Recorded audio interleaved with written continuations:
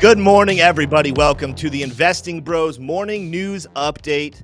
And I'm going to be honest with you guys, this is going to be a shorter video. There's not a whole heck of a lot of news. The charts aren't changed that much, but there's still stuff for us to discuss here. But I got to start it off with the elephant in the room. The biggest story in crypto right now is the Ben Armstrong debacle. And I'm not breaking it down for you guys. You guys know that Investing Bros has nothing to do with any of that.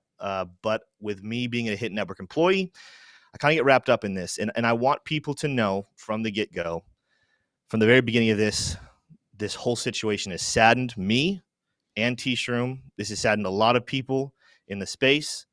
No one wishes for the downfall of anyone. And what we witnessed last night was rough to watch, hard to watch. And, you know, there's been some things that Ben has even said about me.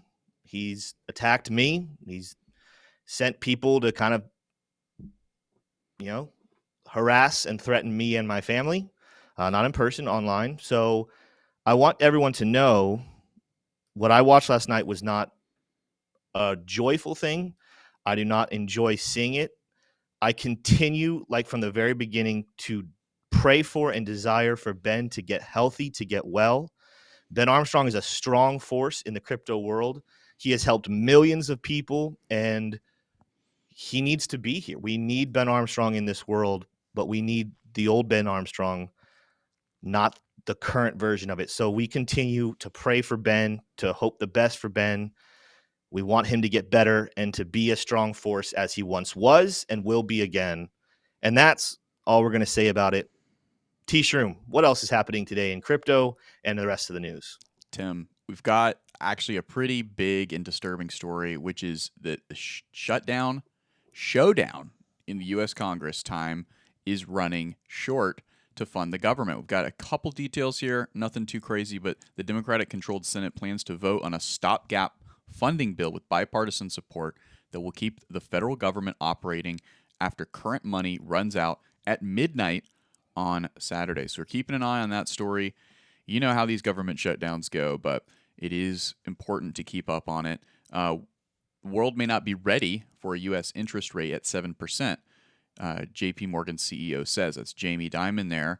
And he does have a little bit of a quote here that's somewhat convincing. Rates at 7% with stagflation or persistent high inflation and joblessness would increase the risk of U.S. economy falling into a recession, an undesirable outcome for risk assets like technology, stocks, and cryptocurrency. Undesirable to say the least. And then Meta's Threads struggle to grow amid rivalry with Elon Musk's X, ranking ahead of only Tumblr.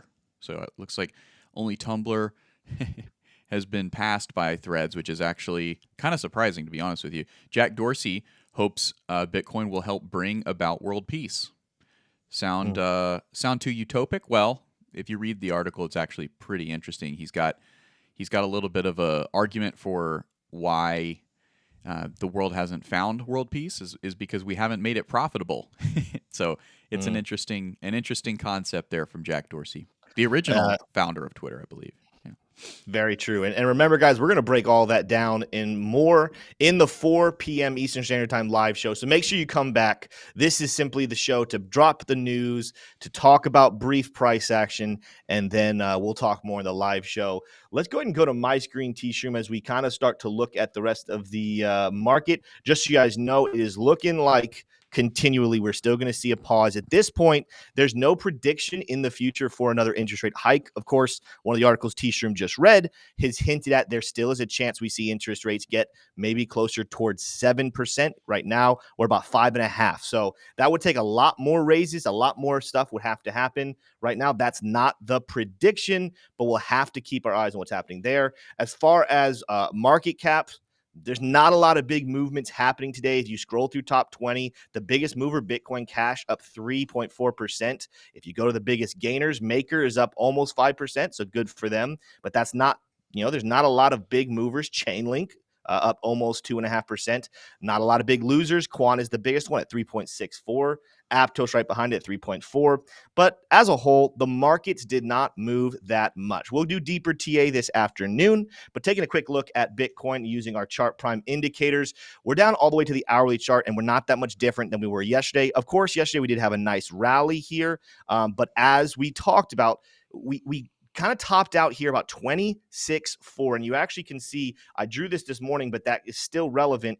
There's a level here that I think is going to be very hard for Bitcoin to get over. The bulls would like to see it climb above this, get above 26.5, and close on Friday above 26.5, so those options expiry don't crush the price. But you guys can see very clearly our oscillators are dropping here on the hourly chart after we did get a nice buy order on the hourly chart, but we're dropping back down. We're moving back to the downside. We told you guys to expect for Bitcoin some volatility within, not a lot of volatility, but some volatility between 26,000 and 26.5 this week. You guys will see the reason I have this chart drawn the way I do is because we have Fibonacci levels. This little zone right here would be the top of our golden pocket down to the bottom of the 0.5 level on Fibonacci. Now, you guys will see this hourly chart. We do have a falling dynamic reactor, though that more than likely will be used as resistance. Probably will come into contact if we make it up here towards 26.4.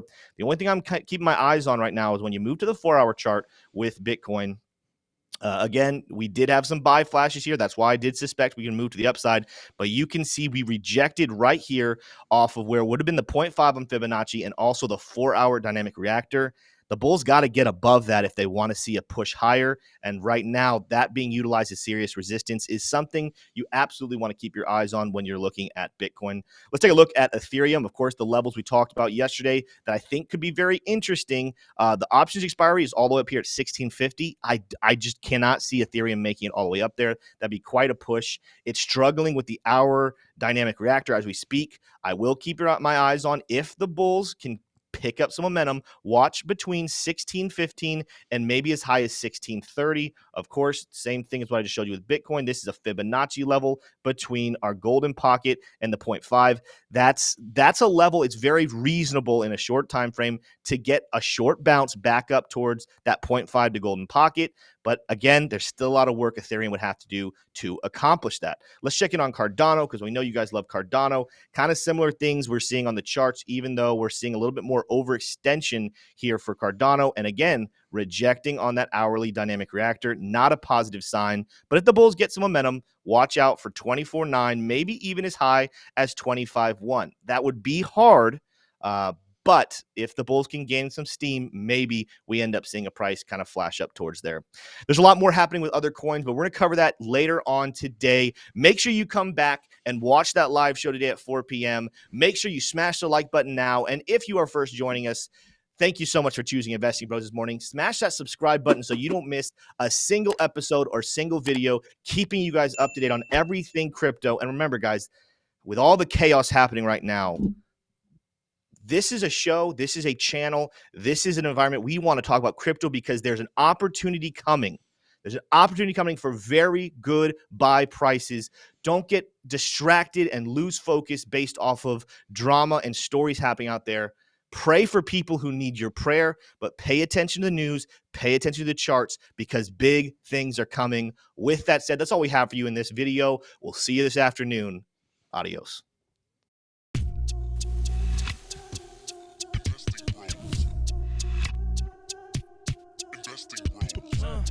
Trying to make paper, turn that better to cake.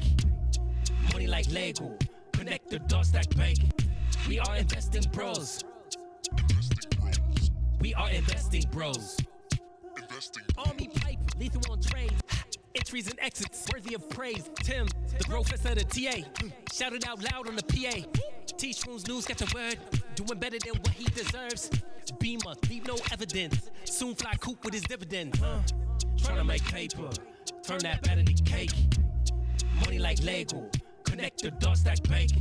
We are investing bros. We are investing bros.